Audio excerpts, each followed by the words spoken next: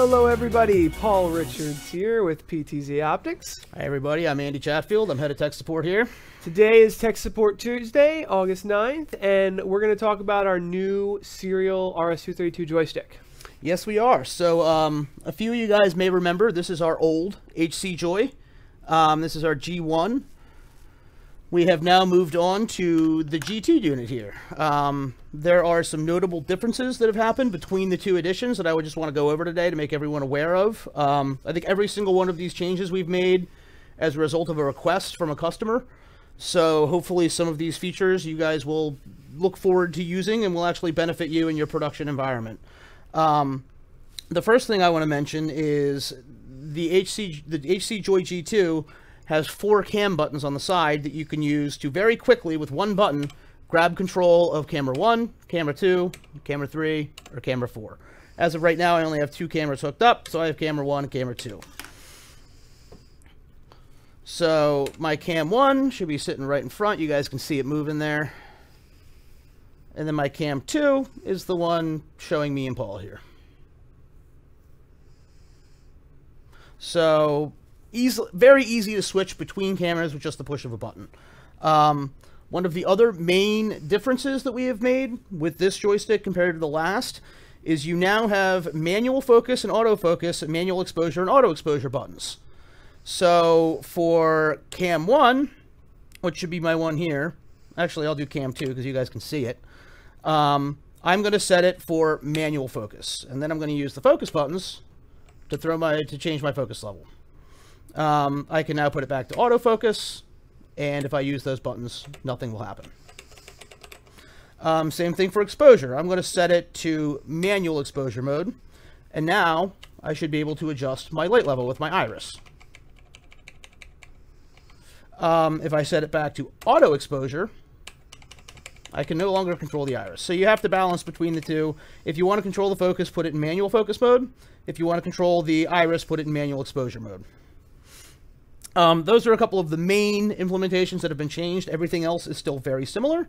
You can still set presets the exact same way with, let me see here. I'll drive the second camera.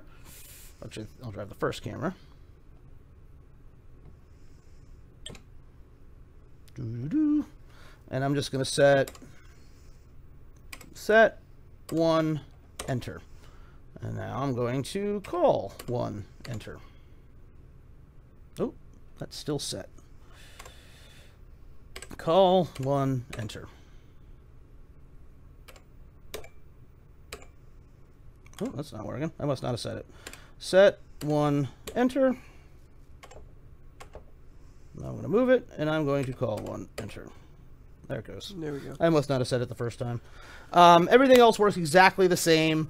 The main features that we've added are the two that I've talked about. Individual selecting your first 4 cams with just the push of a button, and then controlling your focus and iris are features that we have constantly heard that people would like those features accessible from the joystick, so that's what we've done. Other than that, everything else works exactly the same. I've hooked up the joystick using some of the Sony EVID 100 cameras intermingled with the PTZ Optics. I haven't had an issue yet. So the joystick does seem to work very well with the Sony cameras. Little tip, I've used this joystick quite a few times out in the field.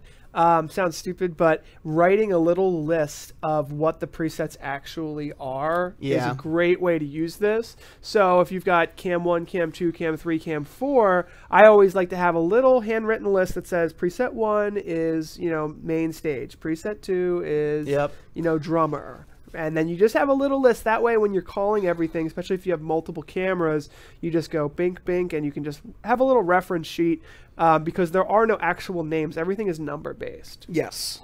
Yes, it would just be preset 1, 2, 3, or 4. You would have to remember which preset corresponds to which spot you're pulling it to. So, the only other new feature that we forgot to mention, Andy, is the backlight on-off, so you don't have to have that now. Yes, you can control the backlight on and off from the joystick itself.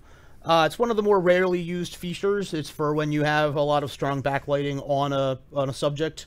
You can compensate for it using the backlight compensation on or off. It is useful, but I haven't had too much people calling in asking about how to use it or if it was functional from the joystick. Final thing we'll just mention here is and I'll show this actually here, here's the remote control here.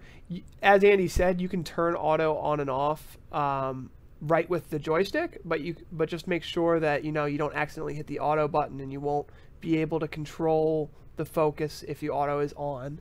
The other thing is the menu button here. We wanted to just quickly show this. In the setup area, you can set the address of the camera. The address, the baud rate, and the protocol. You're going to have to balance all three between the camera and the joystick to be able to get control. So Andy has it set for 2. That makes this cam 2. Both my cameras are Visca 9600 baud rate, and one's set to 1, one's set to 2. Really quickly, last question. Why would you switch your baud rate? It has to do with basically the latency down a run. Higher bandwidth is more resource-intensive signals, and it can go shorter distance. We usually recommend 9600 baud rate all the time, unless you have a reason to change it. Got it. Well, that's pretty straightforward. Thank you, everybody, for watching today. Subscribe to our YouTube channel to hear more from us. There is no live stream this Friday. We're taking a break. First break in 32 weeks. Thank you, everybody, for watching. Have a nice day. Bye, guys.